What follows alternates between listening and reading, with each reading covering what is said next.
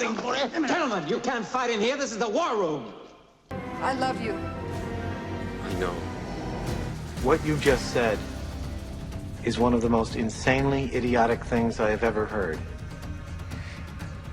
I see dead people. Milk was a bad choice. Hello and welcome to another episode of How to Be a Movie Snob. Folks, we're back. We have a movie and it's a doozy. I'm Seth. Mariah. And Pat. we are your How to Be a Movie Snob team, and we are doing top 10 list breakdowns. Last week, I totally remember last week. Guys, help me out here. What did we do last week? We did a movie. We did Gosford Park. Gosford Park. Formerly Pat's top 10 list. Uh-huh.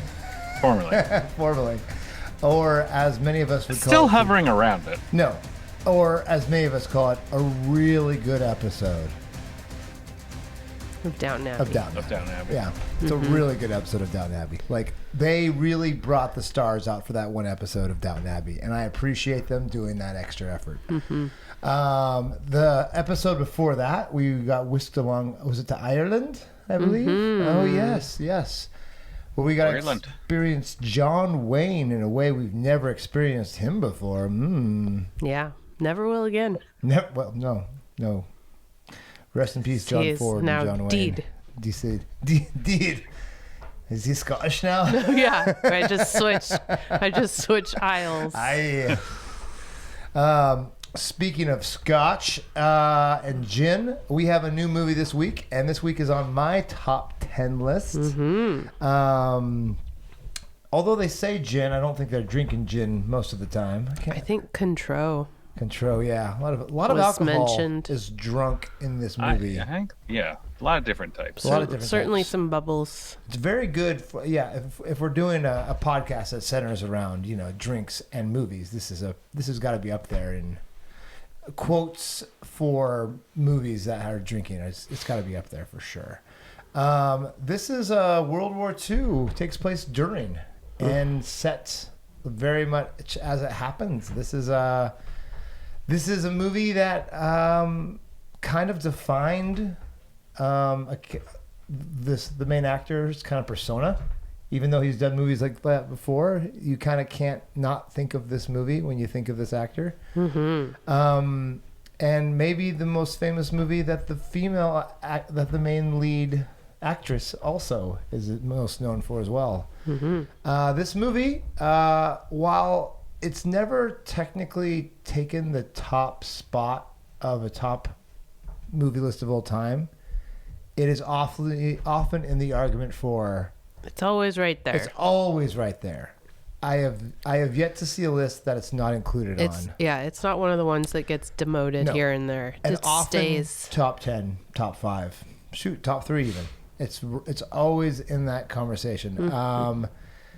Guys, if you haven't figured it out, this is my pick for the week. I'm excited we're doing this. We're getting whisked away to Casablanca. And I am stoked because I, of course, have seen this movie a bazillion times.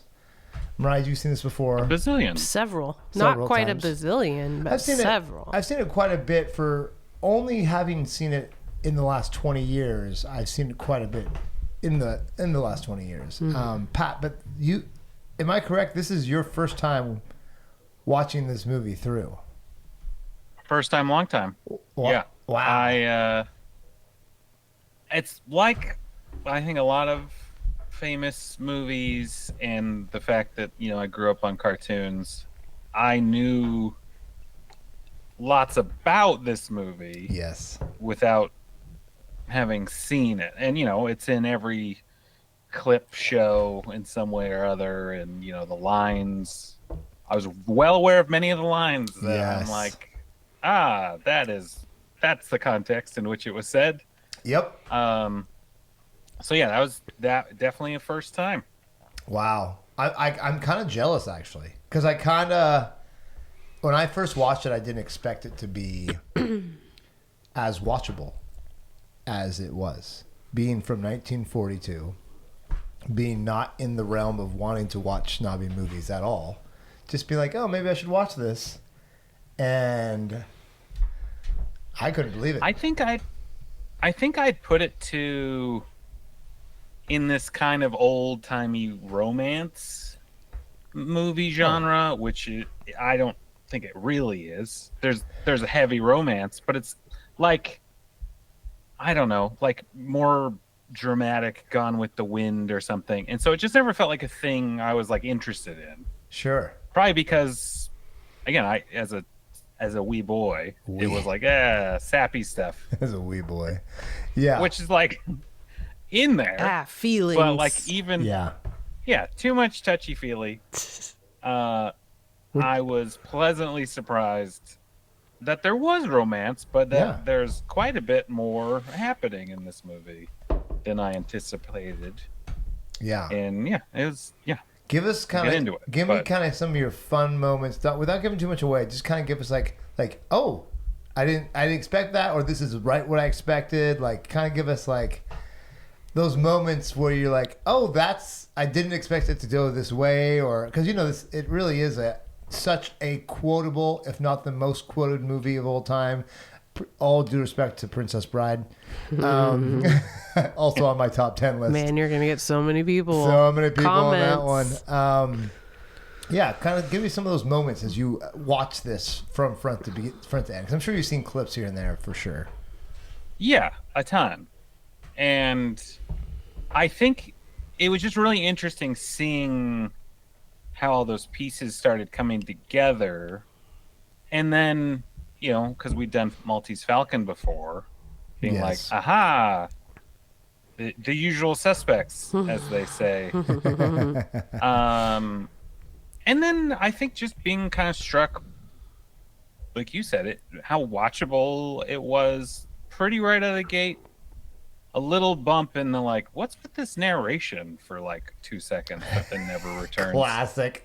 What was the last movie? Didn't we just do that in... What was the last movie that did that?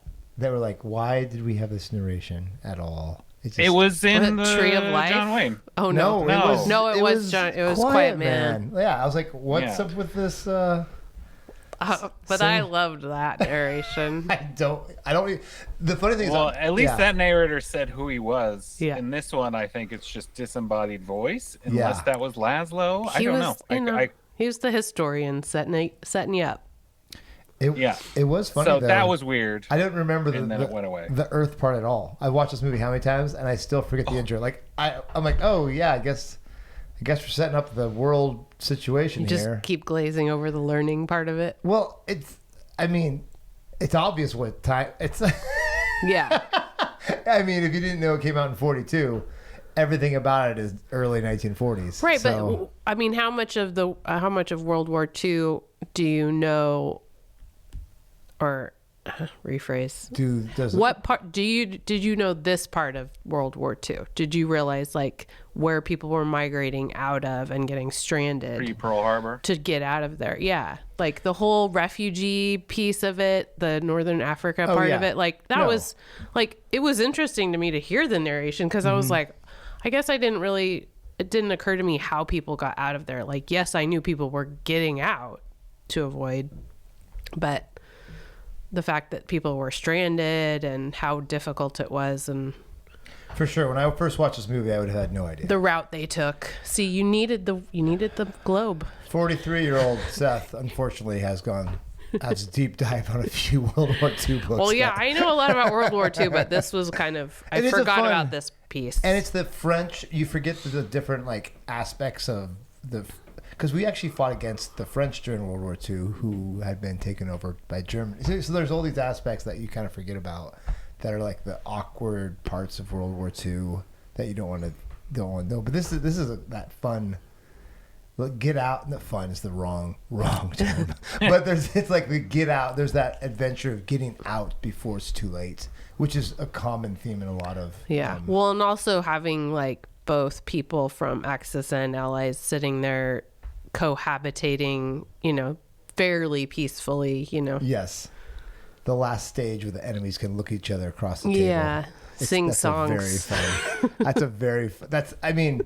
We'll jump into that. So Mariah, you've seen this a bunch of times. What were you struck by this time watching it? Well, the historical piece, I think probably many of the times I'd watched it, I was more looking into like the romance-y, got into the cinematography, loved the soundtrack. But yeah, for me, it was more like the historical piece of it. And yeah, I think that's the thing that changed for me this time in watching. Was the actual historical? I was affected more, I guess, by like what was actually happening at the time, because I probably saw this first as a teenager or junior high or something, and probably wasn't sensitive to. Oh, for sure. The plight, plight of the World War II refugee people. Not quite, you'd say, sensitive to what's going down. Little unaware. I watched it this time, and I was as surprised of how funny Captain Louis Renault is. Every time I laugh so hard. Louis. Oh my gosh. I'm like, I know the lines that are coming up. And I forget, just, it's so funny. So stinking funny every time. And I thought, I was like, oh yeah, I get it. It's going to be a little cheesy. No, it is comic gold. It is so good. The timing's amazing. I can't believe I'm appalled that you're gambling. Here's your winning, sir. Yeah. Oh, thank you. Thank you. As a very corrupt official. Oh, all of his lines. It's just the pure whole gold. I let you win in roulette or. Yes. Well, yes, of course. Oh, that too. Yeah. It's so good. So, anyways, it's always such a nice reprieve because it does get to that sentimental romanticism and like bogey being bogey, classic. But this is like the most bogey gets. I think it's the most rounded bogey the bogey gets. Arguably in the Maltese Falcon, because he's so quick. But this feels like a more rounded character. When he's hard, yeah, movie, the whole he's a hard driver. We get a little, we get a little gooey. Yeah, and I think another thing I was struck by in this one was seeing the flashback scene and thinking to myself, like, for one, I don't remember seeing flashback scenes that long or, long flashback. But scene. in a movie that old. Of the time, like, I don't know that there was a lot of flashbacks happening where they're telling the backstory fully and then coming back to it. I don't know. It just felt maybe fresh for that time that was a choice. Yeah. Oh, for sure. I had a lot of fun researching this. I don't know about you guys. There was a lot of things. I was entertained by the reading. Yeah. I had some fun. I don't know if I had a lot of fun. I had some fun. Reading is hard. I quickly bought the audiobook, We'll Always Have Casablanca, and blew through that. And it was very fun because I think the thing that struck me from the research, just kind of like 10,000 feet, is this is a bunch of people who were affected at this time, making a movie about being affected from the World War II in real life, and most of the people on this were immigrants from other countries that were affected by World War II, and it felt so real. Every accent was an actual accent. Every person was often from that country, and I think it's why it plays true so well, because no one really had to figure out what was going on. They were literally living it, or they knew someone one step away that had that exact same thing happen, up to the point when they explained certain things, people would cry because like, that's exactly how we had to get out of Europe, the same exact way. And so for me doing the research, I was blown away by how relevant and how at this moment accurate this movie was. It was on the pulse. Yeah, to the point where like just weeks after the events or the occupation in Northern Africa, they're like, let's release this right now because this has just happened. And it's so it feels so good because it doesn't feel like it's unfortunately crappy Hollywood trying to depict people in different ways. Like everyone feels like they really do have that accent because that's the German person playing that part who just came over because he had to flee Nazi Germany, and it's just so good. And so I was just refreshed. Nothing felt stale and awkward. I mean, we'll get into the cringy obsession with young girls, and so there's some, there's obviously some parts there for sure. But I couldn't get over her. These are all people who understand it, but yet still appreciate that they're working it, and they're kind of more of an all-star cast than we know, because they had to leave the place where they were more renowned and be in this movie as bit parts, and they never quite became a big actor or actress like they probably would have if they didn't have World War II break up their country at the time. So that was my biggest aha, wow, that's why it feels so genuine and legit. So that was my big takeaway from the learning about this film. The learning. I also really enjoy some anti-Nazi media. Mm-hmm. Yeah. Because I've said it before That's on good. this podcast, and I know I'm going out on a limb, but I am anti-Nazi. So Anti-Nazi, yep. So that didn't change watching this. it didn't. Okay. It didn't. What was interesting, though... We're going to watch some... well, I don't. We haven't gotten into hot takes. Oh, yeah. We got to do that Gold before Brews we hot dig takes. into this. Yeah. Folks, I'm starting off with a little 12-year Scotch here. I probably should have done a different whiskey. I forget I don't know what the whiskeys they drink in it, but I do have a beer this week. I went for the Frem Winter Ale, which I haven't tried, so I'm actually excited to try this after I finish my whiskey. And my hot take is this is a must-watch top 10, unapologetically. Everyone should watch it. It's not even a question. It's timeless. It is what movies can be, and there's no excuse not to watch this. There's no excuse not to watch this. That's the worst hot take I think I've ever done, but that's what I'm sticking not to. hot at all. Not hot. But it's fine. You gotta say what It's your you top feel 10 though. movie. Yeah, I'll have my other hot take, but it's more aimed at Pat. He hadn't Yeah. seen this. It was more like shame. I watched it. Shame. I was happy to watch it. You know what? This reminds me of when I hadn't seen Alien, and then we watched Alien, and I knew every single part because it's been parodied in every single cartoon ever. So yeah. So I'll have my real hot take first. Yeah, I probably had seen Carrot Blanca, Yeah. which was the Bugs Yes, Bunny, I'm glad you brought that up. but I hadn't seen Casablanca. Or the Simpsons episodes, not episode, but episodes that reference yeah, it. I So mean- many. Yeah, it's hard to fathom how many references I've probably seen about this movie. Oh, it's crazy. A reliable Lucille from Georgetown Brewing. And my hot take is it's just a more romantic Maltese Falcon. Same cast, same look, same kind of witty dialogue, but just a little more romance actually thrown in there. Am I allowed to argue a hot take, or should I wait till you get You done can. with it? Yeah. I mean, you can. I realized how much more I like this Maltese Falcon, because what annoys me about Maltese Falcon is it's a bottle episode. It's one room bottle episode with. Meanwhile, in this movie, every bit part is played to the girl crying. cast. This cast makes this movie so much better than Maltese Falcon.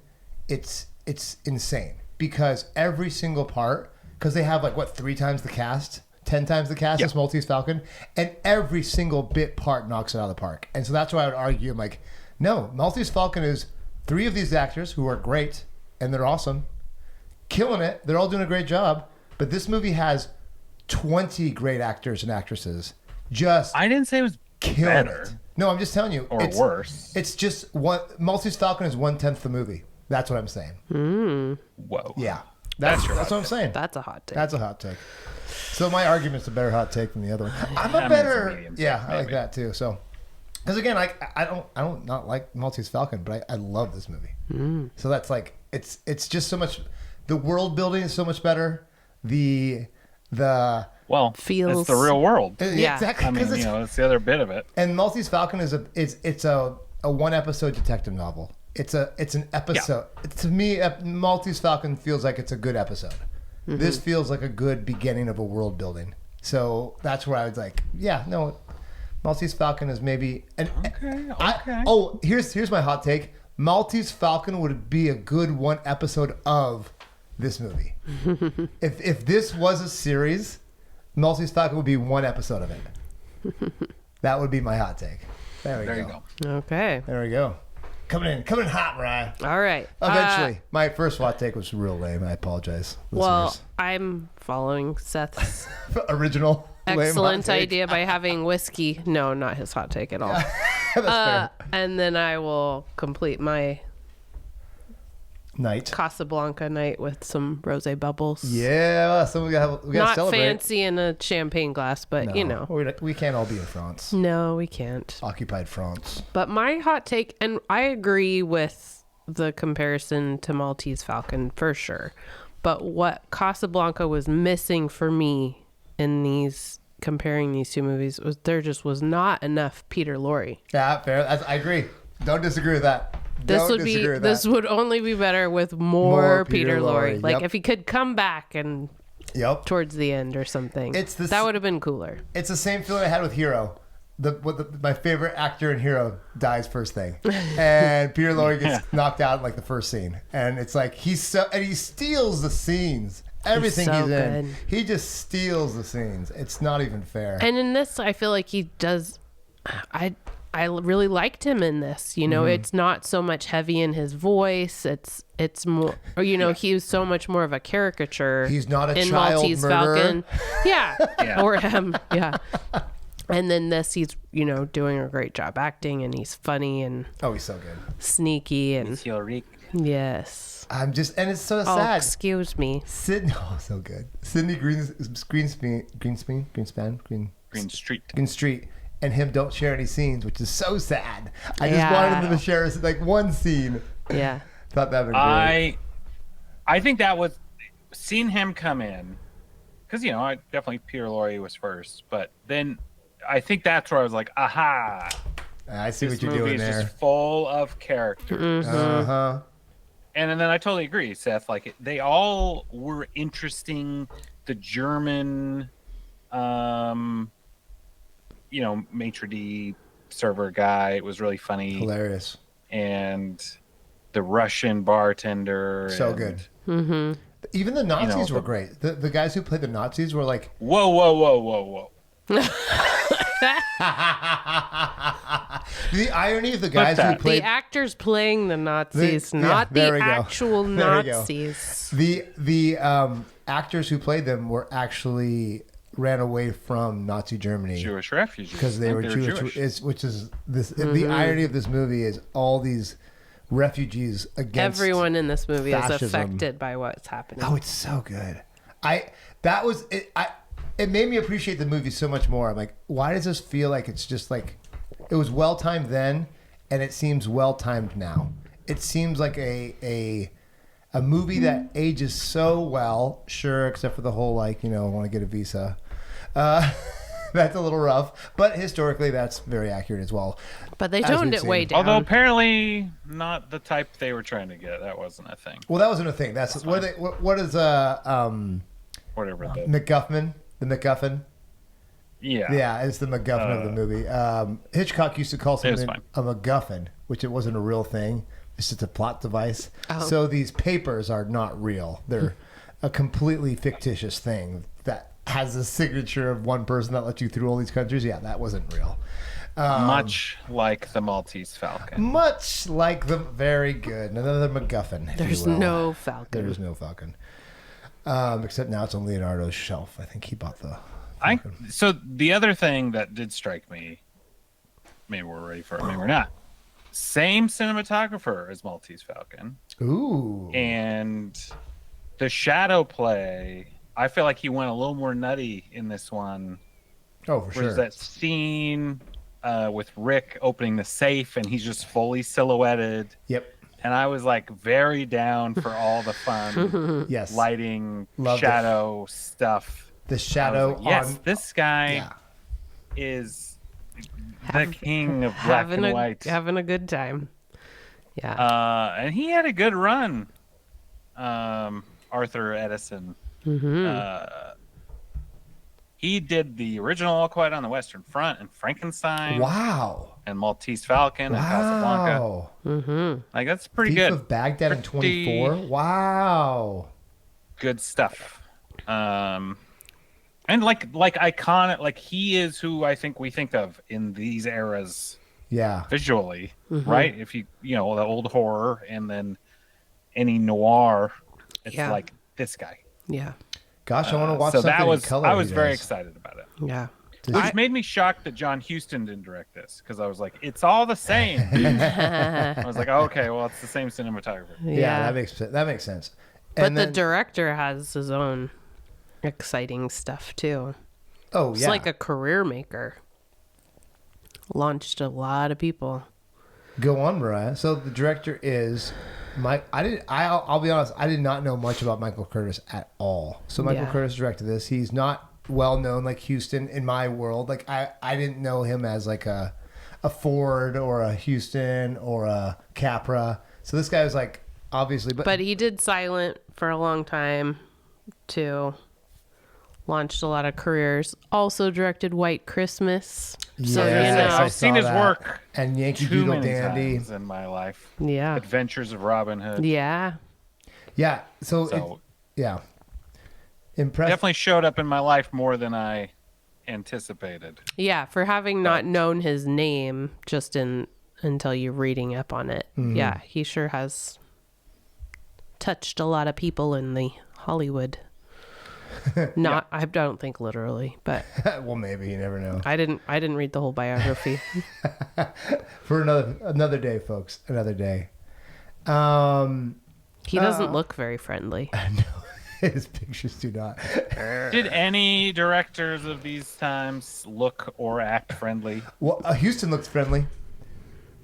But wasn't. Okay, fair. Yeah, Houston. Yeah, but wasn't. Houston looked friendly because he Looked like a kindly grandpa. Yeah, he would did. Or push you out of his office. and even when he was young, he kind of had that Riley smile, like, oh, I'm gonna like him, kind of like a Harrison Ford type, but he kind of was. Yeah. yeah. But yeah, no, John Ford has literally a patch over his eye. Like how ridiculous is that? So this movie, we haven't talked about the plot. The plot is we got a guy who runs a bar in Casablanca in Morocco in occupied France, and people are trying to get out. So they're all trying to get these visas or these papers that get you, not visas, they call them like papers. Transit Yeah, papers. travel. Transit papers. MacGuffin. whatever. Anything to get out. And we learn of his past, which included a fairly pretty gal, a little Back in France, in Paris. France, and they come back to her life, but apparently there's this man she's with now, and we find out the history of this man that she's with now. But there's obviously heartbreak, and they unravel what was going on while they try to get out of the country without people getting thrown in jail or killed. Because there's Nazis and there's allies, and it's kind of this awesome spy mix, but yet gentlemanly, like a Sherlock Holmes, or like it's just very like Yeah, we're in neutral territory Yes, ish, but Yeah. it's all a little sketch because also I mean, Peter Lorre did shoot at people, so him getting killed wasn't totally crazy. right for sure. And it's obviously corrupt and yeah. I think that was the other interesting thing. I think they played up this fact, like a lot of these refugees that made it to Casablanca were well off, right? So all these people with money, but their money kind of became useless at this point, by the time they got here, because you couldn't necessarily buy your way out. Yep. So just interesting, I think outside of the younger Bulgarian couple, who even still seemed like they were, they weren't destitute, but Yeah, he was able to gamble a whole lot. They before all the man had was losing dinner all his suits. money. before he won. Yeah, they were gonna be destitute if Oh yeah. Rick didn't step in. But it was this kind of like classy unease, which I think made it very enjoyable to watch. Very And accessible. then just had that underlying, it became more cerebral about how bad the Nazis were, as opposed to visceral. Yeah. It kind of Which- also has that upstairs downstairs because you have all of the staff of Rick's place, and then you have all of these, people trying to get in and out. Quit surrounding, trying and to they make all Gosford Park happen. I will not. Sneak in the Gosford Park back in the top 10. Yeah. Yeah, if only somebody made a movie like They that. should make a movie about that. They should. Yeah. We're gonna need the a other murder. thing I found interesting, not quite a fun fact, but it seemed nobody thought this was going to be a good movie as it was being made. Oh, during the process. And there was a lot.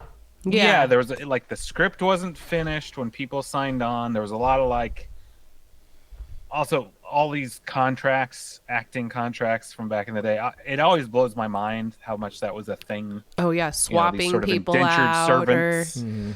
Yeah. Actors are like, you're doing 20 pictures with us. And Yeah. it's like, Yeah. well, I guess we'll loan you to this group or whatever. Yeah. I think Humphrey Bogart told somebody supposedly, I think I'm in a stinker, basically, as he was making it. Same Well, with they had Ingrid multiple Bergman. writers that were in and out, and Okay, let's back it up, folks. Okay, this movie we're backing it up. is based on a play that never made it to Broadway. I feel like we got to start there. Sure. So this started with a play that Everybody never made it goes to Broadway. Rick's. Yeah. What was it called? Yes, and that was written by Everybody comes to Rick. were they a couple at the time? But a guy-gal team. They wrote this, and most of the plot comes from that play. Most of it comes from that. Not all the clever lines, mind you, but the basic plot. The only difference is that he gets arrested in the end of the play, and he doesn't get arrested in the end in the movie. Obviously, and it's Well, a little- also she little wasn't more married tawdry. before. It's in a different location. and she's American, no. and she's not even not. I think she She's was still married, so Yes. she was cheating on her husband Yes. with him. There's, I don't know, and weird differences. Yeah, it made it seem like they didn't like a lot of that because it seemed like she was just using him to sleep with him to get to the papers. So that was. But yeah, that. then they changed it to make her think he was dead, and that's why she was with him. But for the most part, Well, I forget if it was the play, some version of this. I thought the play she wasn't married a- before. She knew him, and then she met Victor and married him before she got to Casablanca. Well, but I think she was married to somebody else. Oh, well then she was real slutty. There was definitely something where they're like, okay. Judgment. not in our, Hays Code era. or For whatever. sure. Well, yeah, and then the favors being traded for the papers, and that lightened way up. And Okay, I also have my other weird hot take, which this goes against everything like censorship. The Hays Code made this movie better. And yeah, that's, I think they threw out a lot of trash that didn't need to be that's my in hot it. take. And you ready for It trimmed this? it. It trimmed it down. I think the Hays Code made some movies back then better than movies are today because there's no restrictions today that people have to think through to be more accessible. They just can do whatever. Like this would be an R-rated movie in the 80s. This would be it'd be explicit. Which says a lot for the 80s. Yeah, because they would have shown, like in this movie they leave it quote unquote ambiguous whether or not they're sleeping together before and after. Like obviously they were, but then did they sleep together again? Would they even say we had Paris? Is that really what it was, or were they sleeping together? So there's a lot of things that I think No, they were just riding around in a car, and It's better left he had his unsaid. arm around her. So I think my hot take is the Hays Code made this movie better. That's yeah. I think I generally agree. Yeah, I don't. with that. I don't Like- feel like knowing what was cut. I'm like, oh, I wish that would have been in there. No. It's fine. That works. So yeah. So this was an unpublished play but then it got buzz. Everyone wanted it, and it sold for what was it? 20 grand. 20 grand, which today would have been like $400,000 or something crazy. Like this is an Pretty good. like a play that didn't make it, and everybody wanted it. Yeah. And then it got rewritten by the Epstein brothers. Yeah. And this is where it starts to get a little dicey. And then Howard Koch. He came Says along. he wrote some. He said he well. Well, he says it made romance it into stuff, the right? film, but it didn't. One source arguably no, somebody says else. he did 20 to 40 pages of it. You know, there's a lot of. But He got paid $2,000 or something Yes. for his work, or $4,000, Yeah. I forget. Yeah. But this is the joke. This is the antithesis of Citizen Kane, where this was truly a studio made picture. People just came along and kind of made it better and better, and they didn't even know what the lines were going to be as they were filming, which some people attest that's what made it so good. Because with Ingmar Bergman's character, you can't read it. You can't read who she wants. You can't read, is she going for Bogey or is she going for the other guy? Because they literally didn't tell her what she's going to end up. Who she's Yeah. ending up with. Yeah. And Does so I she think, love him? And I don't think know. that made it great. And Yeah. so this is one of those happy mistakes, similar to not My Girl Friday, but the Clark Gable and the Heiress movie. Philadelphia Story. Philadelphia Story. What made that great is the restrictions and the studio kind of figuring it out as they went. And this is, I think, the exact same situation. I think that's how comedies got better, is that there was all this innuendo and funny little sayings that would people could laugh it off instead of going, oh, where were you? And Yeah, for sure. For sure. Also, Cary Grant in Philadelphia. Yeah. Story, not Clark Gable. BTW. Oh, thank you, Cary Grant. I totally. Yeah. So that's what dear. brings us to the Comments point. are going to go nuts. They are. I Oh, that see. comment section. And that's what brings us to the point where Blowing Humphrey up. Bogart's like, what is this movie? Ingrid Bergman's like, didn't even want to do this movie. She wanted to do a different movie, but then that one got booked by somebody else. And so she goes, fine, I'll do this one. This wasn't even the director they wanted. So they got this director because the other director was busy. Was it Capra or Houston? I think it was Houston. But they One of the writers left to go work with Capra for a while, and then, those two writers worked with Capra and then came back. And then came back because they were doing war movies. Because guess what? World War II had just started. He was doing his Excuse me. his The videos. Americans being part of World War II just started. We just got bombed by Pearl Harbor. What do you call those? The army videos that they had? Yeah. Video journalists. Yeah, the thing that he was doing. War photographers. Well, yes, but they made specific for. They made Oh, right. propaganda films. Propaganda films, They made yes. the American propaganda films with Capra. Yeah. And so This was sort of one of those, to be honest. Like, not that brand. Not so that's buy it's- war bonds. But it still did communicate like this is happening. You know, okay. Hot these take. guys are bad. Hot take number 4. This is the best war propaganda film America's ever made. That's my 4th hot take. Because it really is smart. It's not, it doesn't tell you how to think. Everything, they even make the comments outright. Like, this is no time to be a pacifist or no time to be a isolationist. Because that was what it was, the isolationists for those who want to join the war. And they literally had lines that went against the current wave of thinking in America all throughout this. But it was smart enough and funny enough that it didn't preach at you. So this arguably is one of the best propaganda films ever made, next to Maverick. Yeah, you didn't leave fired up, but you left educated. I mean, And that was kind of Maverick was up there though. I'll be honest. sure, but that's another day. Pretty good. That's another top 10. That's another top 10. Top 10 propaganda films. That would be a great list, actually. That would that be one probably very moved fun. right into Pat's Oh, for sure. after Gosford Park left. Yeah. Maverick. Right? Well, Pat is, Maverick's if he's going to be with Tom Cruise, obviously Days of Thunder is his number 1 for Tom Cruise movies. Legend. Legend. Oh, that's so good. Come on, you guys. It is Far and away. Far and away. Don't get me Bad started Irish on accents. fantasy. Oh, yeah. Man, I love that movie. Oh, okay. Here's something I'm angry. As I researched this movie, everyone said the same thing. For not being a good movie, this is really good. That was the refrain I heard from so many people. It's for not being that good of a movie, this really just connected with people.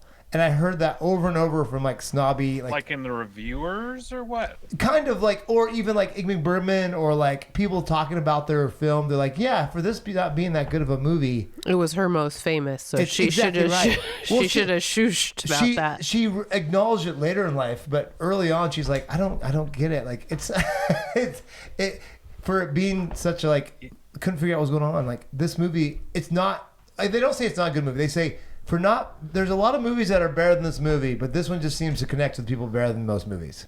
And that was the weirdest comment to me because I still think this is a really good movie. Mm-hmm. And I kind of think it's good by itself being good. And I get it. There's some parts that are a little cheesy, a little tongue in cheek.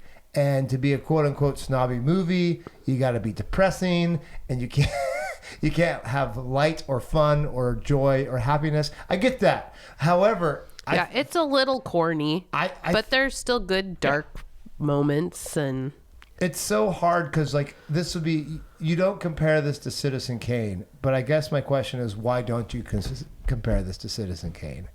Because Citizen Kane is this monumental piece, but because it was a great movie that just came after a lot of other great movies, and it's a great movie, but it doesn't. Here's my argument though: no one liked Citizen Kane when it came out. No one. But everyone liked this.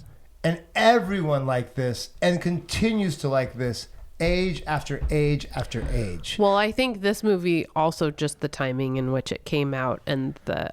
I mean, sure, but it's still good now. It literally became a cult Well, it was classic. a great movie that caught everybody at the time because it was very relevant. And then it just continued being a solid really good movie. So there was no argument that it was... No, it was good. That's it. You don't need to make any of these preclusions. It was good. And you know what Citizen Kane was? Doesn't meet people where they are until the French are like, no, it's snobby. It's cool. No, see that pair of pants? It's a cool pair of pants to wear. I think, no. See the double focus? Yeah. Pretty sweet. Did you look out the window? Angle? I'm like, oh, or you could just watch the movie and enjoy it. Look and at this realize sled in the warehouse, it's you guys. a good movie. So this is kind of the anti-Citizen Kane. And I like Citizen Kane a lot. Don't get me wrong. Like I think I enjoyed Citizen Kane watching it the first time. And I don't know why nobody liked it in theaters when it came out, frankly. But I'm also a kid born in the 80s and they were born in the 20s, so that's probably why they didn't like Citizen Kane, because it's depressing as all get out. They already had the Great Depression. They don't need to be reminded of it. So but this one is enjoyable from the get-go, and it seems to be enjoyable from everyone, from cinephiles. Even in the French New Wave movies, he's trying to be like Bogart from this movie the whole time. Like, this is such an influential movie for snobbiness. Arguably, I mean, Citizen Kane is too, but this one still is right up there with the influences that changed movies forever. I do think this Citizen Kane is a cold movie about an unlikable character, and we just watch their lives kind of decay. Whereas this movie is... There's like this anti-hero. There's clear good against evil. It's kind of easier just to get. And then on top of that, it's incredibly well shot and really great performances. And so it's a good movie, but it's also just it's just an easier movie to grasp. And then it also came out at a time where it's all everyone's packaged like, right. Rah, rah. Yeah, we don't like Nazis.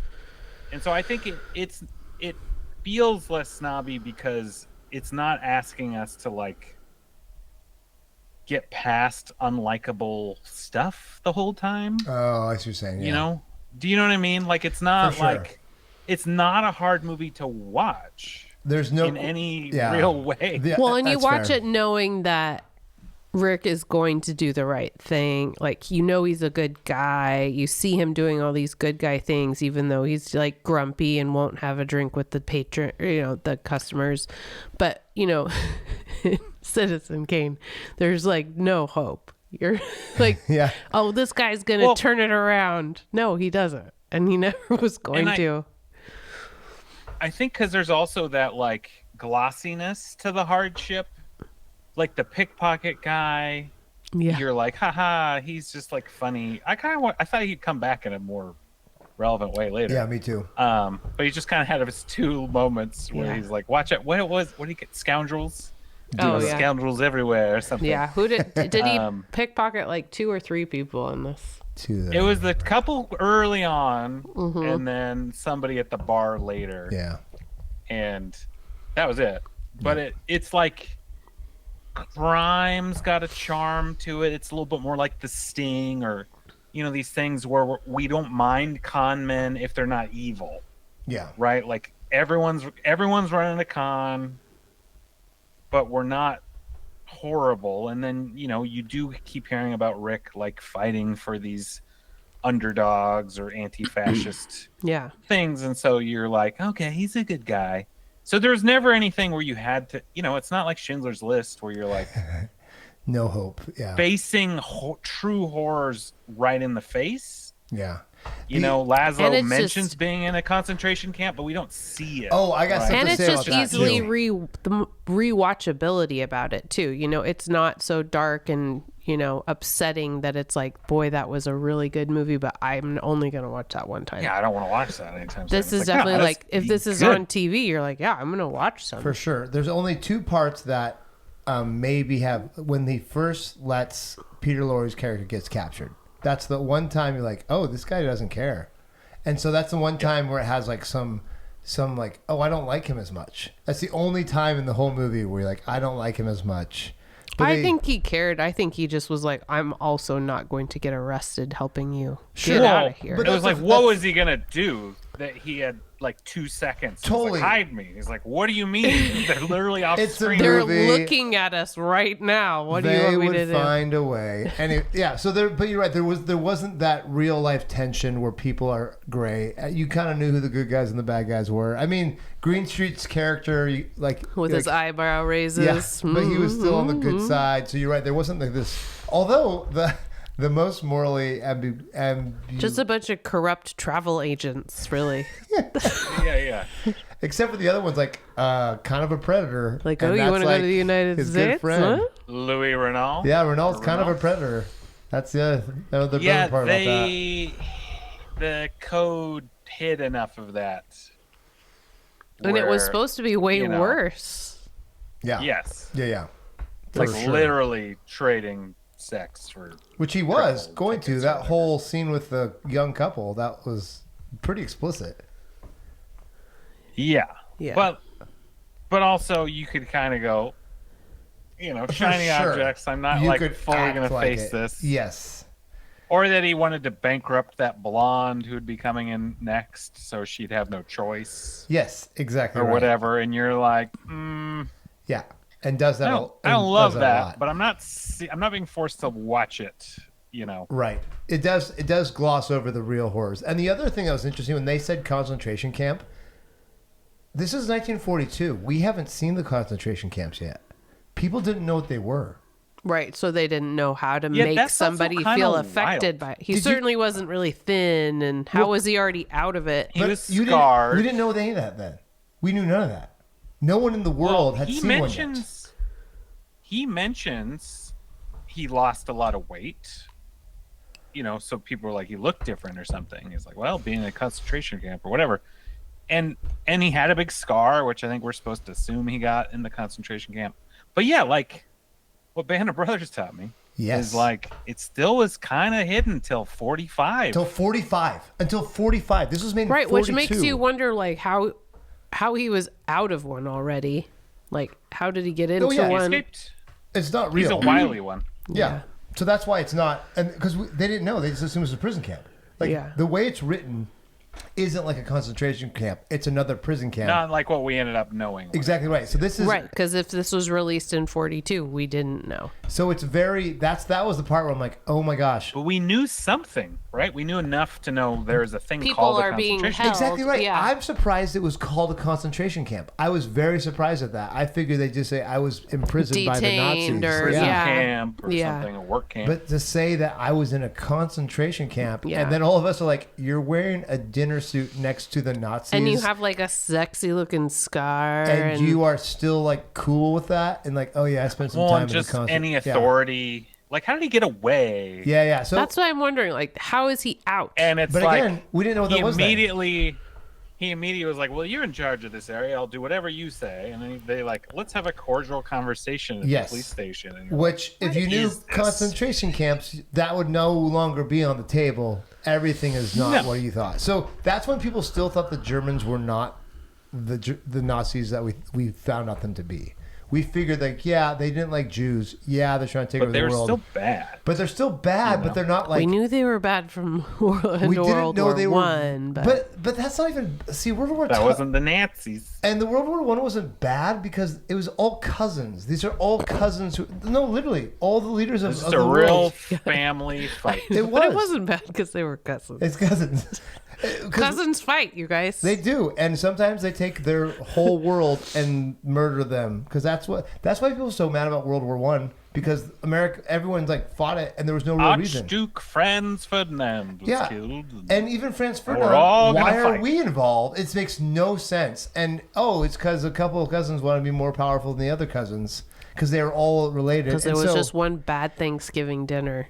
So that's why People World, just- World War II is such an easier war to explain because we have the Nazis and allies. and we have the Japanese who were doing horrible things as well. That wasn't the case in World War One. We didn't have an evil empire because we always I think we take our hate for Germany from World War II and put it onto World War One, but that wasn't Germany. That wasn't them. They're just another country. Well, They're still making bad it choices. kind of was. But they weren't- Or, we slapped But they them were so as hard bad that they as became many Nazis. other people. No, I think Germany. Yeah, they were power hungry or whatever, but they weren't like They're still dictatory. they. It was But different. not any more than the other countries That's around what I mean. them, But so were lots of them. including the It was people more. England who fought against on our side. That's what I'm saying. It's not like it was like I do think histories get screwed up because we can't understand World War One in isolation without World War Two. Yeah, board games don't give you all of the information. They don't. Yeah. Fun. So this movie is so I still can't get over how relevant it was and how quick it was out and being That was wild. I kept looking I at still the can't believe release it. date and being like, wait a minute. I think they were just How like, quickly it look was what made just and happened. greenlit, but Yeah. Quickly it was made. But I mean, it was all on the lot. Do you guys They know- reused every location except for Rick's place. Did you guys read how this movie started though? Did you read how they wrote the play? They went there. They went there. to Casablanca? To Germany, to Europe, and he saw the Nuremberg laws being acted out. And he saw, he literally went and they saw this black performer in France singing the standards and this bar. So this was like real life. yeah. All of this was real life. Yeah. They And just so- moved it to Morocco. Right. And so they said this would be a great play in this jazz club. This jazz club is so weird because it was right before France was invaded, but there's still some of those laws were being.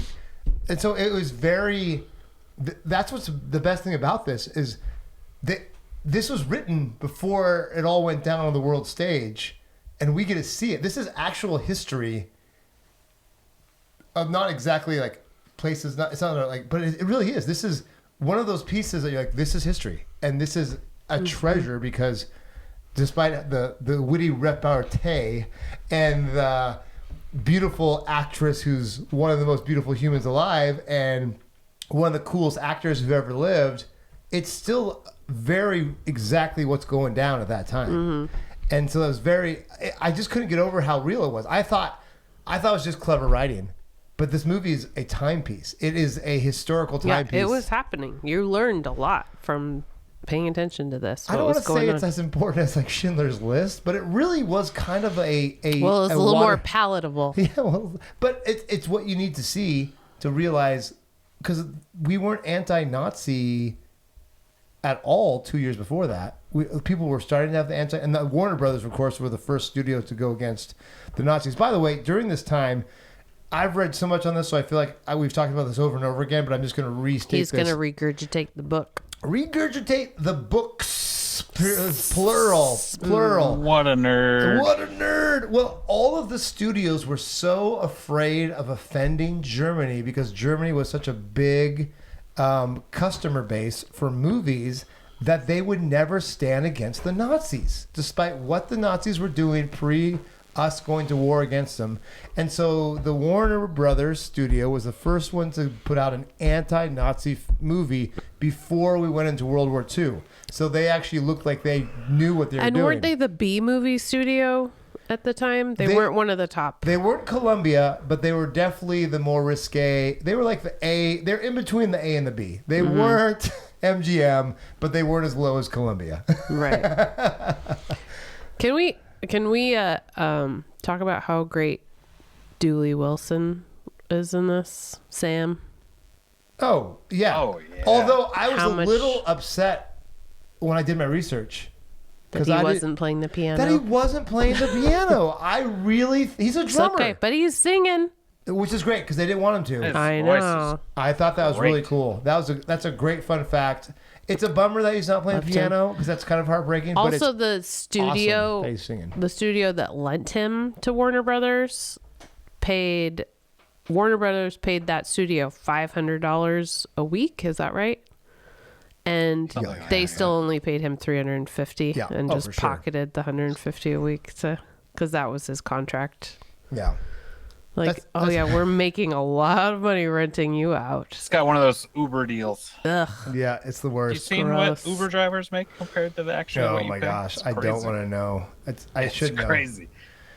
Yeah, no, he was great. That was another fun touch where like he just moved the piano around the room. Yeah, it really was mobile. The fact that he was also just like, you shouldn't be here, Miss Ilsa. He's a mess. Don't do this. And like he was the voice of reason. He knew what was like. He was lighthearted. The soundtrack was him. Arguably, this is the best depiction of black people in movies to this point in America. Yeah, this is the best depiction. Agree. I would agree with that. Because it's the first time you have someone that is treated as an equal because he's an employee, but he was like he's a friend. Sam's best friend. He's like, hey, he's not a butler. He's not a mammy. He's not. You and me. Let's get some drinks. Let's go out. Let's go fishing. Let's get out of here. He listens to his advice. Exactly. He got 10% of the house or something like that. Yeah. He got 10% of the house, and or 20%. It was something crazy like that. I can't remember the number is. What's his face? The other Green Street was like, there was like he gets 25% of the house. He's like, I know you give him 10, but fine, he's worth it. Oh, that's right. That's right. But fine, that's great. Yeah, I forgot. Good. Wait, nice job. Oh yeah, when he was trying to poach him. Yeah, that was a good bit. Yeah. Well, no, when he was leaving and saying, "Hey," when he actually did have to leave. Yeah. Yeah, no, that was great because that was the one time where there's not once. I mean, he says yes, sir. But it's just he's still an employee. He's still an employee, and but it definitely felt like no more than anyone else. Next to Bogart, he was the number 2 guy. Well, and also being kind of that character is part of the inspiration for the whole story. He's the guy they saw in this place that inspired the whole play in the first place. I mean, I feel like that's nice that it's centered on he was kind of from the beginning an important piece. Yeah, a little messed up. He's not on the second build characters. He's like, the billing was bad. Yeah, that's messed up. The pay was bad. The billing was bad. Yeah. He also at least the line, I think because the Woody Allen movie got misstated, much like everyone. Luke, I am your father. Yes, is not how it is. Nice job, Pat. That was exactly the one I was going to reference. Again, Sam. Nobody said that. Nobody. Nope. Yep. Close. Play all around it. One time, Sam. Just play it one time, Sam. So I thought that was funny. Because that is one of those things too. Again, if you've never seen Star Wars, you'd think the line was "Luke, I am your father." That's what everyone starts saying. That's what Tommy Boy says. Into the fan. This you go, you know, I've heard of Play It Again, Sam. And it's like, well, that's not really what it is. No. Although, you know, kind of because of other media. But All right. yeah, that was fun. Or like, this is the beginning of a beautiful friendship. Like, the funny thing is that he's talking to Louis. And when you're like imagining this film, you're not thinking like this is just some like official that he's talking to at the end. That's some corrupt official that he's walking away from. You think it'd be more like one of the main characters. Who did get him off a murder charge, so, you know. Yeah. Sure. But like the here's looking at you, Beginning of kid. a He says 4 times in this movie. Sure does. Doesn't amount to a hill of beans, Yep. I guess. Oh yeah. Hill So- of beans is not bad either. Walks Oh, into yeah, this. that was the other one. I was walks like, into this that's gin joint. This one, you know. The Yeah. bowl of the gin joint. She's got to walk into mine. Yeah. So many cartoons Yeah. start with that.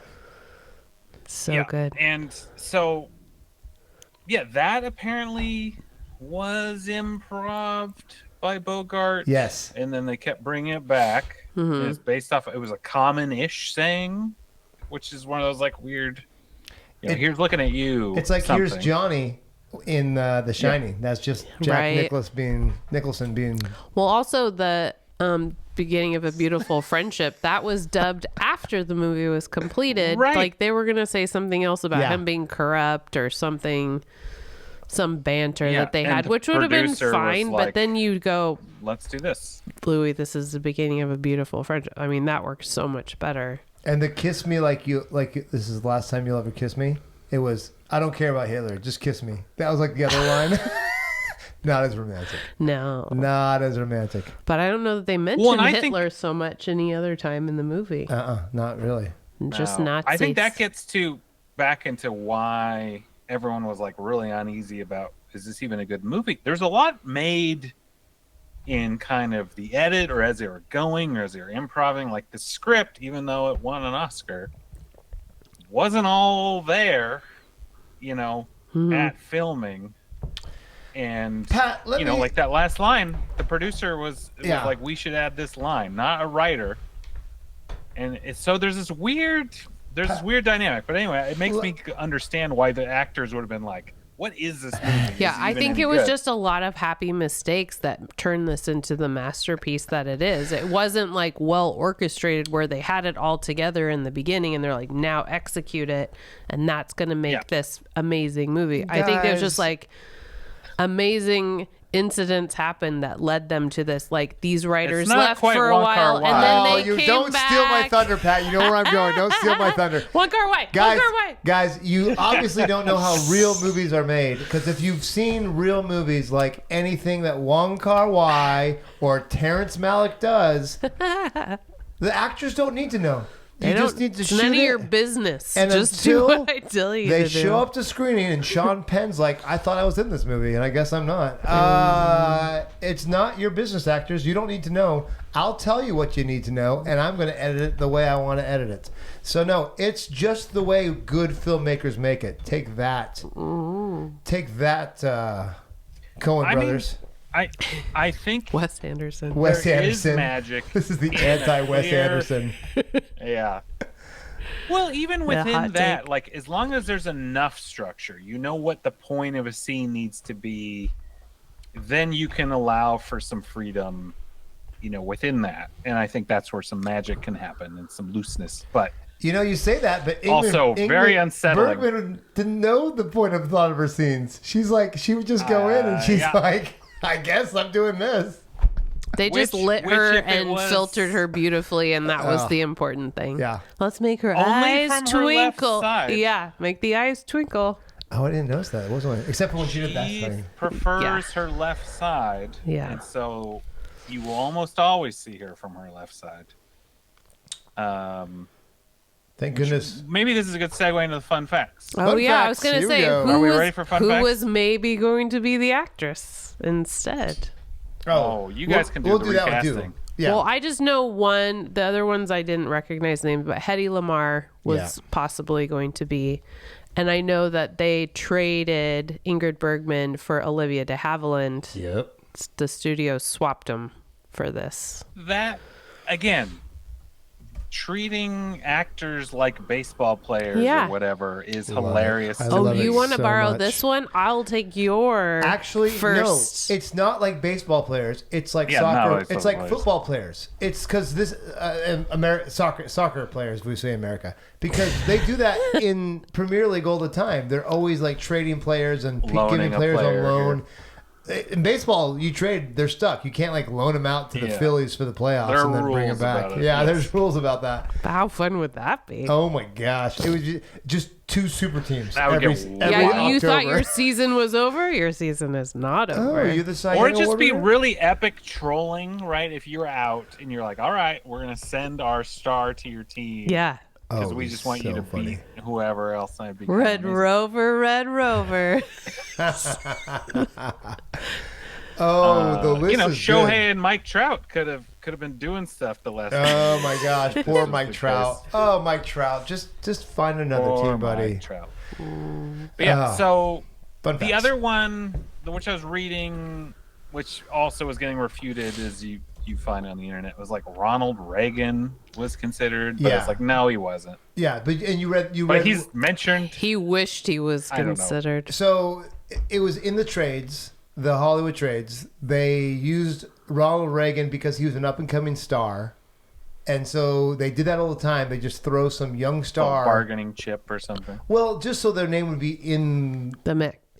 so people Oh, kept seeing he's their name. getting considered. Yeah, just get their name out there. And but at that time, according to the book, he had already committed to work for the army. So he's already committed overseas. Like he was already gone. Even if he would have done it, he was already committed to go overseas before the For film like even the began. USO? Or Yeah. okay. Because he was so he already had a job with them doing that. So I'm sure you all read, if Reagan got this movie, he would have been a better movie star, and then he never would have ran for president. Like that's the old moniker. I'm like, yeah, maybe, or Maggie Reagan really wasn't that good of an actor. He and Nancy just did fine. They did okay. So that's a fun refuted, but it's a fun one. They also Could have been. I think was it Gary Cooper was also considered for that as well. And Laurence Olivier was also up there. Yeah, I so heard Laurence Olivier was. That Yeah. wouldn't have been a good fit. it'd have been just different. It's hard to imagine. Yeah. I think what's interesting with Humphrey Bogart is he's pretty one note, but it's a good note. You know what I mean? Yes. Like there's a lot of actors like that where you're like, Yeah. I just like this. He's like an version. entrepreneur, a grumpy, like lovesick entrepreneur guy. And he does great But with this it. is the first time. This was kind of a swing when they said he could be a romantic lead because he had never really been a romantic lead until this movie. This is the And first time. he said apparently in the French scenes he had no idea about any of that lovey-dovey stuff. Yes. So he Yeah. was unsure how to He was act really in the- insecure apparently Yeah, too. which made him, I think, a little more A charming. little more likable, yeah, for sure. Yeah. Because Also you're surprising. because you about look at him, you're like, this guy's not classically attractive. No. He's awkward. He's obviously But older. there's something to it. Yeah. He's just stoicism or something. Hey. You go, why are you? He's his charming. hardy His like fella. dry humor. his agents. His injury kind of persona. His agent always said he's going to be a romantic lead, and his wife laughed him out. His wife's like, no, he'll never be. He's like, I'm telling you, he's going to be a romantic lead. And his wife's like, nope, no, he's not. Oh yeah, Speaking that's of not that's, being leading, that's an ugly fun Oh. fact. Is his wife at the time yeah. kept like showing up and making things uncomfortable for everybody because she thought he was sleeping with everyone. Which is funny because Ingrid Bergman, they never saw each other. Because I'm sure Yeah. the bogey did sleep around for sure. But he didn't sleep with Ingrid Bergman. Like, that was not... No, that was she like- didn't even like either one of them, really. Well, Certainly not the Victor Laszlo guy. Nobody liked him. Nobody liked him because he was kind of no, a diva. prima donna. Kind of a diva on set. Yeah. But it was interesting because Ingrid, she's like, I didn't really know him. Like, we just showed up, we did the scenes together, and we go back to our trailers because he was so insecure about it. And I was... That Well, was and like, his wife was there nagging the whole time, like Oh, making man. everything weird. so awkward. Hey, babe, let me And make yet out with this still they hot had like the girl. best chemistry on screen, Oh, which it was really good, yeah. And this is the other Yeah. thing too. Like, by the way, English as her second language always annoys me. I get so annoyed when I see these actresses and actors who are like, this is my second language, and I'm going to kill it. Yeah, she does Just well. murder it. Almost the entire cast. The entire cast, except for Bogey. There's only 3 American cast members. And one of them was like native. Jack Warner's daughter. Oh yeah, Joy Page. The Bulgarian. Yeah. She did fine. She did fine. fine. She's cute. fine. She's She's cute. Yeah. vulnerable. I think she did a good job. Oh, the best scene though is still best scene of this movie is the French-German song "Off." Oh yeah, It I do love the still stories. plays. I love the stories that surround it. Like they're really crying and is so emotional. That's still considered in France like one of the most patriotic scenes of all time. Yeah, but it had already happened in a movie. Not like that. But that's where they got the idea. Not like this. Not like this. This was one of Oui, a oui, kind. that's how you say. Oh, so good. I read the book, then I watched the movie, and You read the book before you even watched it again? Yeah, Oh, yeah. And Nerd. alert. So I knew because it talks up every scene and it breaks it down and why it's so important. I'm like blah blah blah. Sure, I don't think it's that important. Oh gosh, it's that good. Doggone it! Like You're right. You You're literally- right. Whatever. You just book. read the whole thing. You're like, oh, because it like breaks down the scene and how good she was. And she's the one that like sleeping with the German officer, and then all of a sudden, while she's on the German officer's arm, she sings out and cries. Oh, it's so good. I it's did the like how layers they of that. didn't dub, or they didn't do any subtitling. I when love they that. were speaking Yes, French or German. I was a big fan of that. agree. Love it. So you'd keep that and you'd get rid of the narrator at the beginning. Yes. Yeah, for sure. So I'm not with only that. are we not translating, we're also not describing I what's think happening instead at the of beginning. narrator, Can you I not think instead set of it up? narrator, I could see two fade-ins of, the state of the world in text. What about You like, would prefer rather the just text have like version. written. what okay. about like Let an me read angel talking about what's going on in the world? Like an angel looking down Yeah, that's above, having a conversation with God that's about fine. like. Yeah. Yeah. No, I love that. Because my favorite part was like he's like, my German's a little rusty. What's going on? And she's translating for him. Yeah. I love that scene. I thought that was like No, the I most do like legit. I do like that. But I still would have kept the narration in the beginning. Yeah, I didn't, I appreciated it. it's forgettable. That's my only argument. Like I just forgot about But it. also just for like me not knowing that was a thing. Yeah. Or like that was Sure. the route. I mean, it's not like I didn't No. know people were Yeah. trying to get out. I just didn't know the route people were taking or people being strict. Like I just needed that. It was nice to have the context and see that. I mean, I know it wasn't perfectly historically accurate, but knowing what was going on, that was cool. And the fact that just the timing of the release of this is insane. Oh, for sure. It's still. I think they could have done it a better way than narration. I think they could have had some No, ways. they to do could it. not. No I think- angel. No. I think. I mean, it's succinct. You're right. Like Yeah. the information got out quickly. but I you're think, like- and I think they did. This I was moved like, it who's along. talking? And honestly, this well, is the and at the embarrassing time, part. it was unnecessary. Did you know where Casablanca was before you looked like the map? Like, would you have Before known it said Morocco. that it was in Morocco? that it's in Africa for crying out loud? Like, would you I even knew know it was that? in Africa. I don't know that I would have picked the country. I didn't. I knew Northern Africa. I wouldn't have known it's in Africa because I'm like, oh, it's Mediterranean, maybe near Italy or something. I don't know. So yeah, I think I would've knew known. that. Yeah, Southern Europe, Northern that's what I'm Africa. saying. Like, it probably helps with us Americans because we're Yeah, like, what for part the- of what for part of the- what part of LA is that? Is that like North LA? I Yeah, can't remember. For the slightly ignorant I guess- people that weren't living at the time. That's off 205, right? yeah. In my head, I put it closer to Egypt than it was, but because Egypt Oh, yeah, no. is the country in North Africa I think of when I think. Oh, of that's right. Yeah, I The was one- gonna say I places. didn't know Morocco. I knew North Africa, but that was Yeah. Oh, that's thank But you going back Montessori to- school. just pick what you Going want to back learn. to Humphrey Doesn't matter. Bogart, not being a lead. He's a couple inches shorter than Ingrid Bergman, Mm-hmm. so he was on various boxes and things throughout the movie. Stop so it. Their height She was Their like height 2 difference inches is never- taller.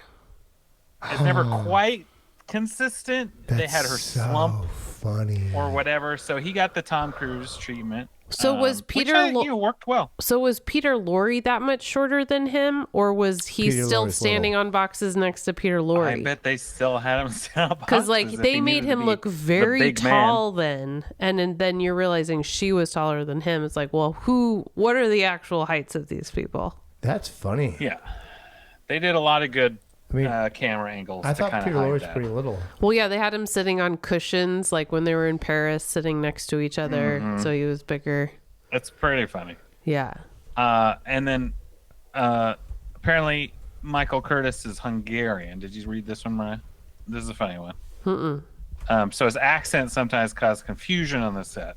And one time he's like, so I need a good. poodle. I of course read this. It's amazing. That what? And I need a poodle. And so this guy ran around looking for a poodle. He brings him a dog, and he's like, "No, a poodle of water." And anyway, someone went and found him a dog when he wanted a little bit of water on the ground. Good. That's silly. so funny. That's fun. And he would apparently get so mad and try to like yell at actors, but because his English was so bad, they would just like kind of laugh because they couldn't figure out. And it's Frantic, funny. man. I was the scene where the Germans are telling time because they're speaking English because they're about to go to America. It's 10 watch. It's 10 watch. And Oh, like, yeah. Oh I yeah, love the that. 10 watch. That is funny. which I hope. We are ready for America. I really hope that's how the German is. I hope like that's the literal translation. 10 watch. I hope that is. Yeah. I don't know. I didn't look that up, but that was I like. loved how Carl would like had that little glass in his pocket ready to go. Like, yeah, of course I'll sit down and have a drink with you. He was a very good character. Great So character. I got a couple more fun facts. It's just to go back to the other one real quick before we go that one, Pat. Yeah. Peter Lorre's 5'5". Humphrey Bogart was 5'7". Oh, so he did Yeah. tower over him ish. And so Ingrid Boy, Bergman that was makes me 5'9". feel like Yep, 5'9". That makes sense. There we go. So she 5'9". tower over me a little bit too. That's fine. She's looked just me a in the eyes. skosh. She We're looked me in the joking eyes. about Humphrey Bogart being, or I'm joking about Humphrey Bogart being short, and we're basically. Oh, we got saying- 5'7". Well, At the doctor the other day, I was measured and I was 5'7" 3/4". So that's what you are, Pat, probably.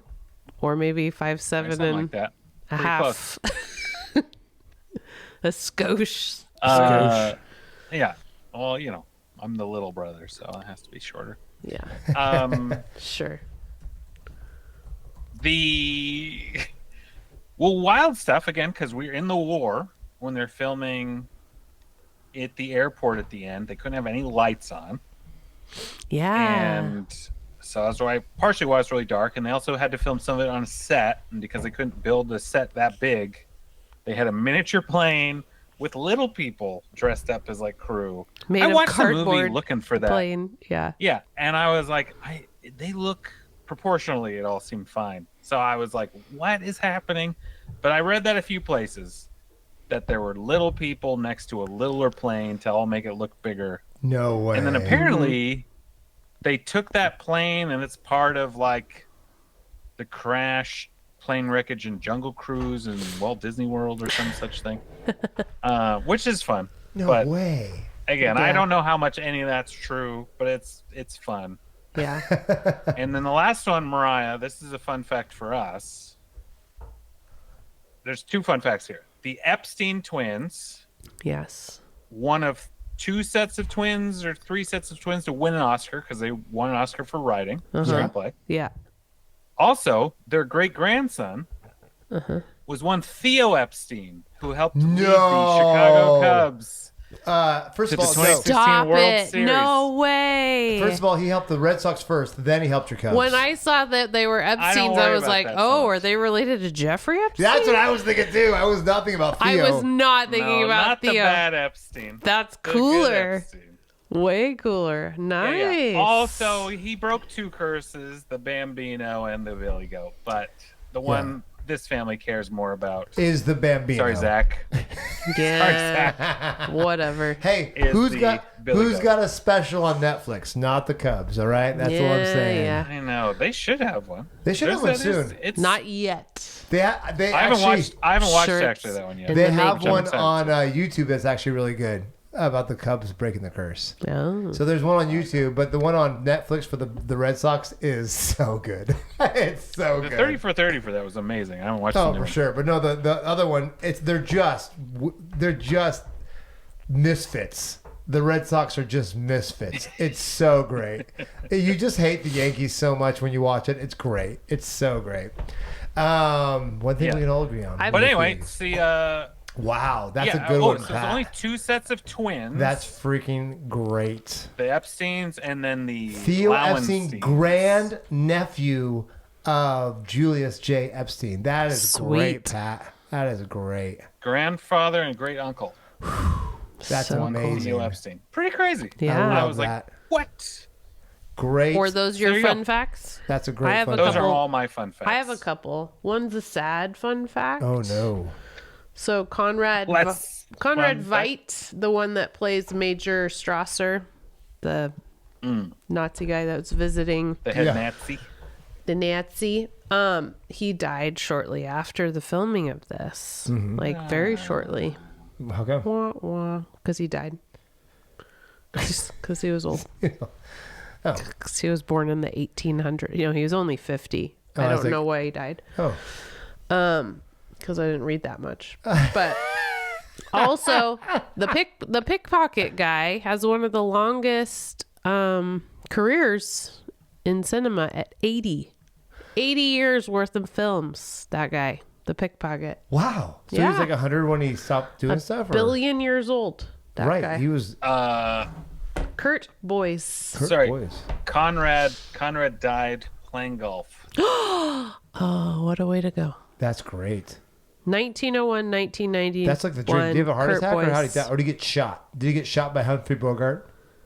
Heart attack. Heart attack. Yeah, it's always heart attack. Interestingly, I'm going to add to your fun fact, Mariah. He died of a heart attack while playing golf, 8th hole, at the Riviera Country Club in Los Oh, Angeles. he only got to the 8th He was- hole. He was playing with Arthur Field of MGM and his personal physician, Dr. Bergman, who pronounced him dead at the scene. He didn't save his life, but he was there to say, Thanks for your help, Yep. buddy. You know what the doctor said? Hey, I'm not on duty. Oh, yeah. I'm playing golf. Oh, yeah. or I'm going to bill you double for this. That is So this funny. pickpocket was active from 1907 to 1989. Nice. Wow. That's Those are impressive. the years he worked. He was really good. I very Yeah, much I enjoyed loved him. He was very charming. Okay, some of my favorite parts of this reading the book was Peter Lorre and Greenstreet were practical jokers the whole time. Yes. They would just mess with people. Hi. Hey, Quentin. Hey, Hi, Quinn. Quinn. We have a guest star. It's called Quinn. He's very famous. Very famous. Hey, Very Quinn. important. This is bringing back in a quest. Oh. Sorry. I'm on a quest. Thank you. Anyways. I'll pretend like I just. Sorry, Seth. Beep boop boop boop beep boop. One of my favorite things I read about was Peter Lorre apparently was the biggest prankster on the set. Oh. He would just mess with people, and he would he would get Greenstreet to join as well, and he would make up like a scene. He's like, "Oh yeah, you didn't study for the scene. This is what happens," and he just tell like his acting partners like, "No, this is what we're doing," and then.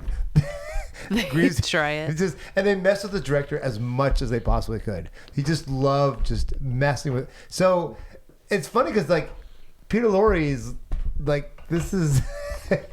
He's also a He's fairly as recent cool as he Rivian. looks and oh sounds. my gosh, he's great. Yeah, everyone liked Peter Lorre.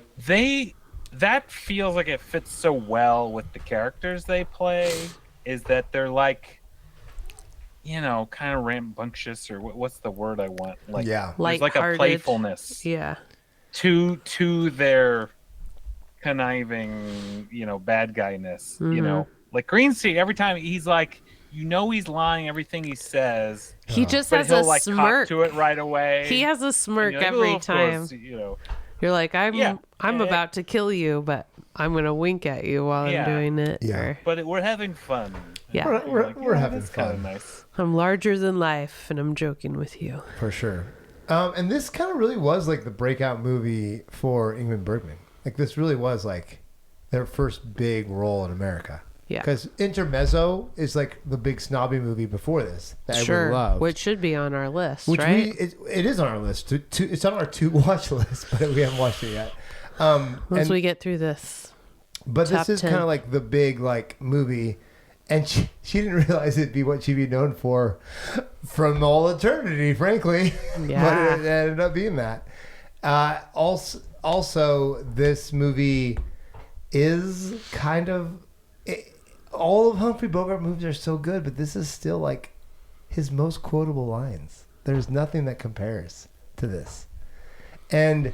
Yeah. Well, just setting him up to be like a romantic lead, you know, we wouldn't have Sabrina without this. We wouldn't have we wouldn't have Harry Met Sally. They have a whole comment section about what you would pick. What's his name over Bogart? Like, there's a whole scene where they talk about you would pick the safe guy with a good job or the successful guy over the barkeep guy. Like, yeah. So it is like it's much.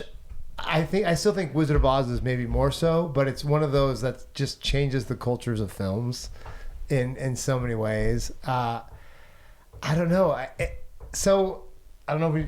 Any more fun facts before we land this plane? Because we got to come to our like final conclusions here. No, I think it delivered in so many ways. I think it was okay, but let's fun and educational. Okay, that's the worst ever. Educational. That was terrible. So let's talk about this though. Is this snobby? Because it's definitely not liked. Because what made Citizen Kane? I think what made Citizen Kane snobby for so long is that it was not liked for its like first 30 years of existence. Definitely an acquired taste. Nobody liked it until the French were like, hey, this is pretty good. And they were like, oh yeah, it is pretty good. Much like Jimi Hendrix. None of us thought Jimi Hendrix was good until he went to England and he came back. Anyways, I digress. So when we look at this movie now, we can see the cultural impact. We can see the timeliness. We can see the historical significance. We can see the cheesiness. We can see some of the other things, but where does this land in cinema lore? Is this a Mount Rushmore movie? Is this in the Wizard of Oz? Is this in the Citizen Kane conversation? Or is it like next tier down, like with What's a Wonderful Life? Or it's like thinking of the tiers of movies. Is this does this deserve a top 10 of all time list for the masses, for general? Even if it's not on your top 10, I think probably it does because it's also such a palatable snobby movie. You know, like it's a good gateway to becoming a big movie lover. I think it is a classic. It is amazing. There's very little wrong with this movie. It is on a lot of people's top 10s. I believe it should be up there. I think it would be, if you want to see some great movies from the past, I think if you want to see what good movies look like, cinematography, screenplay, all of it, I mean, this is on the list. I think it is snobby, but it's not 8.5 or Citizen Kane. It's not like 2001. obscure that like some people just can't stand it, but it certainly isn't one of those you either love it or you hate it. You mostly just love it. Yeah. It's more of a, I would put it, unfortunately, with a lot of the other movies on my list, like with The Princess Bride or with The Wizard of Oz. I feel like there's that tier of movies that are timeless and culture changing and movie changing. But because they're so prolific, it's hard. I'd have a hard time calling it snobby. And that's where I kind of like, I believe this is a top 10 movie of all time that was made, but it's not a snobby movie and it never has been because it's too accessible. Well, and also, I mean, it was a Best Picture winner. Best Picture winner. How many of those are snobby movies? Well, more so recently, but I mean, not none. Yeah, no, not but none. then.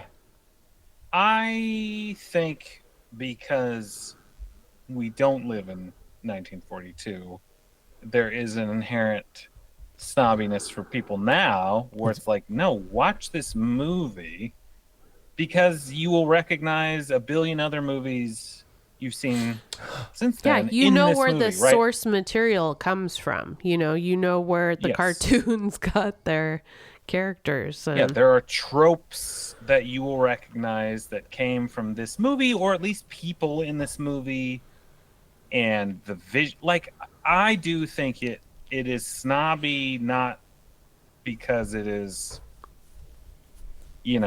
hard to digest. It's snobby because it influenced so many because it's a things. trailblazer, not because it's unique in that it only works for one reason or something. But I think Yeah, because it and I sets wouldn't even- the standard, or because it's just so good. It inspired so much. Yeah, and I don't even know if I would call it trailblazing. I think it is a culmination of a lot of wonderful ingredients Nice. hitting their stride super well. Nice. Right? Like, you can go back and you'd be like, I like Maltese that. Falcon had a third of this movie, vibe-wise in it, visuals and some lead performances, but it didn't have the full spectrum that this movie brought together, right? Because Nice. it didn't have the romance, it didn't have Yeah. the geopolitical ramifications Right, and influence. and cinematography, so this is a and more complete music, and director, and actors, and second actor. Okay. I mean, I think there's nothing that it's lacking. Is kind It's just of an easy snobby movie. yeah. We're It's one fortunate of the that it's an easiest easy snobby movies ever. I do want to talk about one thing that thankfully has never happened. They've been trying to make remakes and sequels. I think I know what this is. forever. Madonna. They've been trying to make sequels. Are we talking about oh Madonna? my gosh, there's so many. But that's even one of them. And Like they got Truffaut. do you know who she wanted as her lead? No. Somebody way younger, right? Ashton Kutcher. Yeah. Oh, that's she- great. yeah. That is the most Madonna thing. I've Oh, ever that heard. would have been the worst remake of all my gosh. time. Wild. I actually kind of wish they would have done it. They even asked Truffaut, Francis Truffaut, to make one like a French version, and he's like, he's like, that's not even like my favorite Bogart, but okay.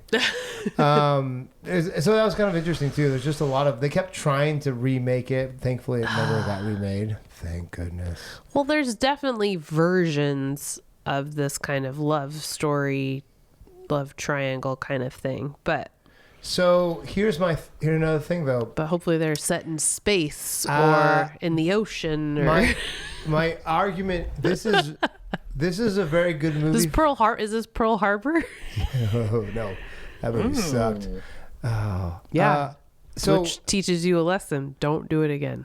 here's the thing: this movie is not as recognized internationally as it is as for Americans.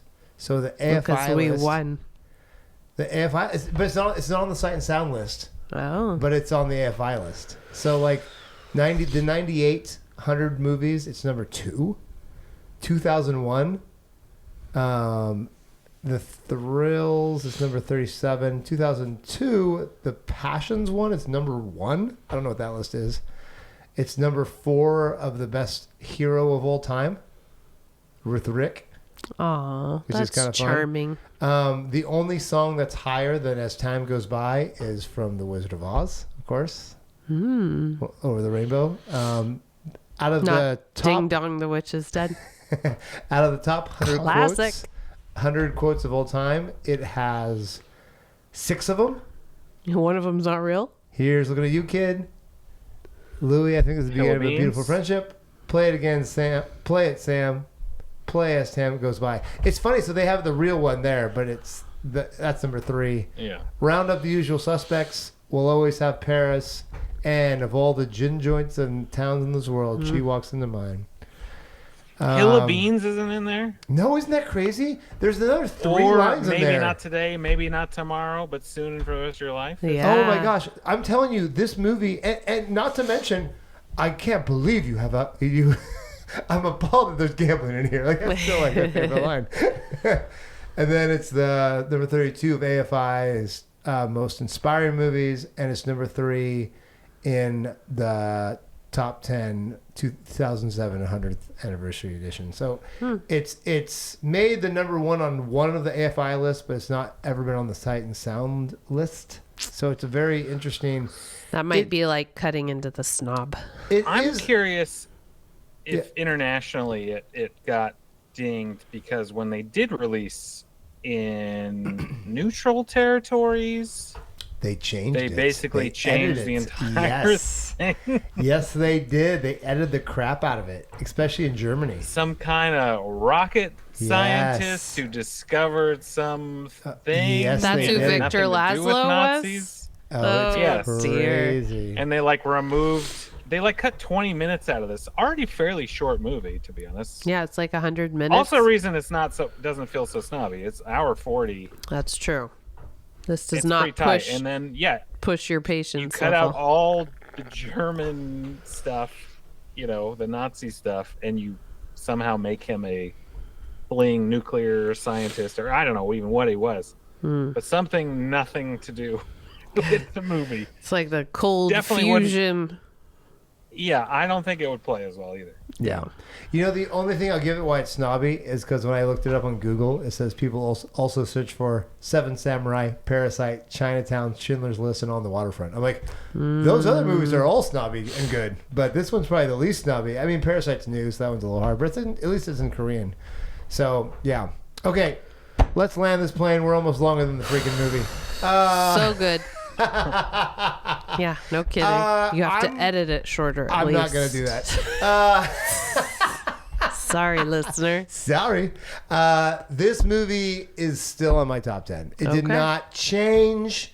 I'm tempted. This one and I'm ready for my close-up, Mr. DeMille.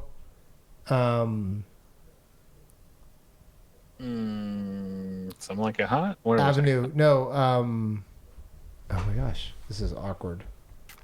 I'm ready Research for it. Sunset Boulevard. Sunset Boulevard. This one and Sunset Boulevard to me are very similar. Sunset Boulevard I think is more snobby because it's a sad ending. Just to be honest, people like sad endings for snobby movies. This is a happy ending, so it gets a less snobby grade. But this and Sunset Boulevard to me are like my favorite this era Hollywood movies. And so I could interchange them back and forth on my top 10 list, but it's still I'm not demoting this one by any means of imagination, but to me it's the same vein of like, this is what Hollywood done right. This is what the Hollywood system done right is. Because despite the Hays Code, despite having 20,000 writers, despite having a studio system that you got to deal with, this is still a darn good movie that changed movies forever.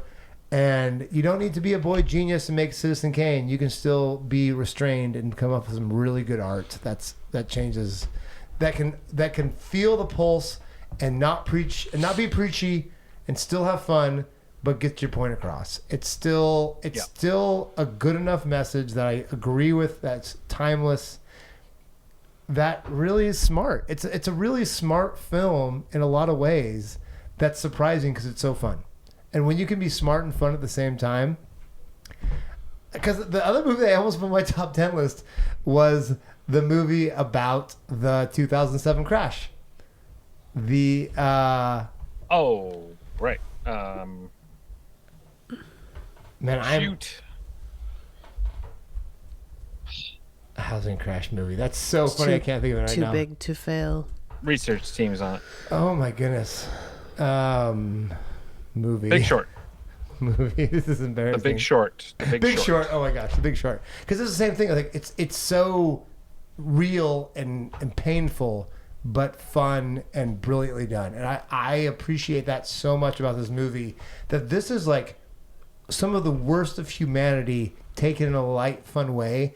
But the message is so obvious: anti-fascist, isolationist. We're all a group together. We're all humans.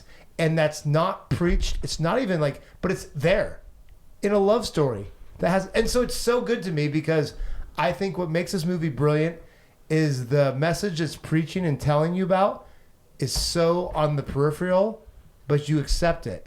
And it's better than most of the movies that try to slam it down your throats. So that's why this movie remains in my top 10. Okay. Even though I can't remember the movie I can't remember Big Short. I can't remember all these other movies. It's getting late. It didn't jump into my top 10, but I very much liked it, and I will plus one every everything you said. I was super pleasantly surprised. I'm This glad. is like Yeah. I've rewritten what boy Pat thought this movie might be to now like, oh no, it's this. Yeah. And I like these movies. Someone should have So I'm forced you to very watch happy. it. Yeah. Yeah, seriously, it's always one of those things where it's like, oh, I just put in my head some very different version of a movie. And Right. It was not this. It was a happy rewatch for me, and I learned new things, and yeah, it was Doesn't great. make your top 10 though. It doesn't make my top 10, but it would be on the 20. Really, top 20. I think so. That's impressive. Sure. Honestly, Might yeah. have already been on my top 20. Oh, that's cool. Yeah. So that was there we go, guys. So this is the least surprising top 10 pick of all time, Casablanca. Shocker. But the surprising thing is Pat has never seen it, and he was pleasantly surprised. So I Yeah, guess that's that's kind of good. the That's a thing it win. is. If you haven't seen this movie, I really suggest it because I believe the cultural significance and the historical significance and the ability to like not preach at somebody. I'm so sick of modern movies preaching at us, making us feel like, oh, you're so dumb. This is what you need to think. No, you can do it in a fun, light way that still can work harder. People, stop being lazy and get preachy. Just make a good movie. That's my 2 cents. Guys, sorry, I'm getting all ranty here. Anyways, Oh, I'm dear. done. I know. I'll get off my soapbox. Now we're All that right. podcast. I roll. My name's Seth. Mariah. Pat. Rick. I should have gone with Rick. Rick's Place. Pat to Rick's Rick's Place. Pat. Rick. By the way, the Blaine. original play was called Rick's Place. They almost made a movie of that. Thank goodness they didn't. It wouldn't have sold. Thanks, like Shawshank Redemption. Guys, thanks for watching. Please like, subscribe. We'll try to get a shorter one next time. But this is such a good movie. I'm not sad about making No these promises. huge things. No promises. Till next week. Bye, guys. Bye-bye. Bye.